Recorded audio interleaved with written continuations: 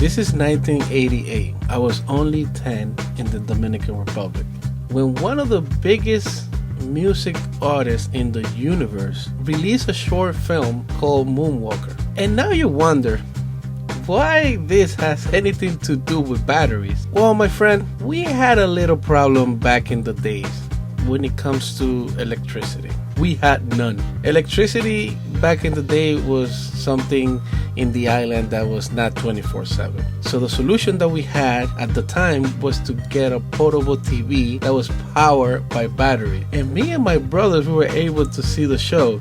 And that, my friends, was my first introduction to batteries.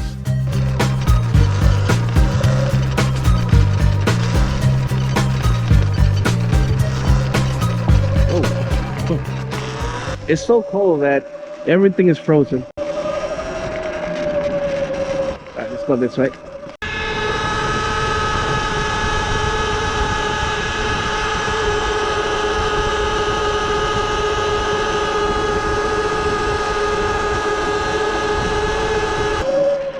So today I want to talk about batteries.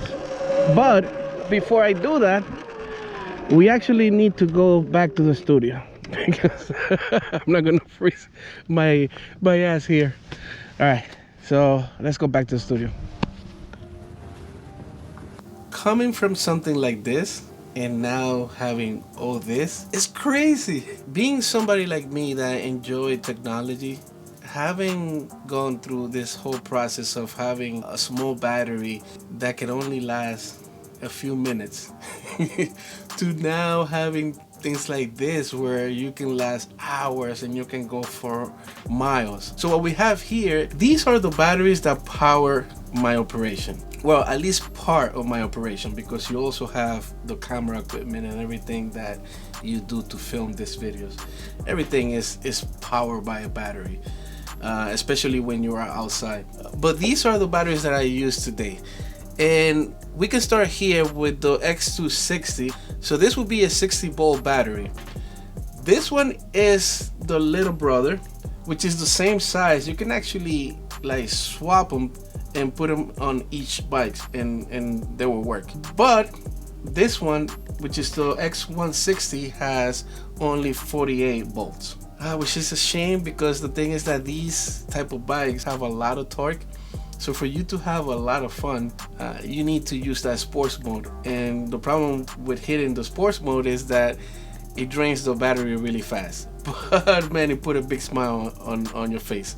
With this one, I have never had any problems because I usually drive to places. I don't go to the meetup spot on the bike. I usually go with my Tesla, which is the other battery that we're gonna talk about, which I have it right here. So this will be the bigger battery. So this one will be a 350 volt battery. Imagine that. This will give you like almost 300 miles. But let's go back to the bike. The other one that we have here is the ones for the ZOOZ. The ZOOZ, which is really interesting because it has a 52 volt battery for a bike that it weighs like maybe 45-50 pounds.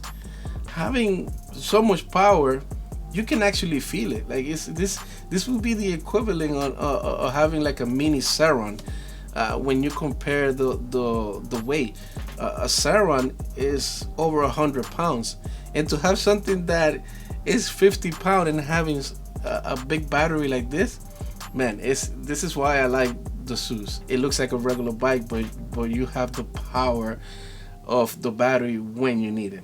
So if I had to make any changes in the batteries that I have here, which is something that is really common when it comes to e-riders, we want the range, we want the power. I mean, companies are heading into that direction where you're gonna have more power and keeping the same size, or maybe making it smaller. That's the whole idea, which is a hard thing to do. But in my case, this is something, the 60 volt battery is something that is more than enough for me. Obviously you might say that, oh, it's always good to have more, but the thing is that for me to have more power is like spending the same amount of buying a new bike. Upgrading batteries and controllers and the setup of your bike is very expensive, and it can go to $2,000, $3,000 for you to have something that is faster and is more powerful. So I mean, you have to make that decision if it's worth for you to do it. For this one, for the X160, this is something that I might change in the future. This is something that I think that if I can get this setup close to the 60 volt, I think it will be a way better bike by doing that. But everything else, the ZOOZ is perfect the way it is. My X260 is perfect the way it is. My Tesla is not perfect the way it is. We need more power. Even though this is the biggest battery in my lineup, the battery, it has like the whole bottom of the car is a battery. It's a huge battery. So that's something that also this is something that also Tesla is trying to fix, to have more range in a smaller package. So we'll see what happens. So that's it for the video, guys. I wanted to show you the batteries that I have, my first experience when it came to dealing with batteries back in DR, which is a really cool memory. Remembering like using something like this to power a small TV is something that I will always remember.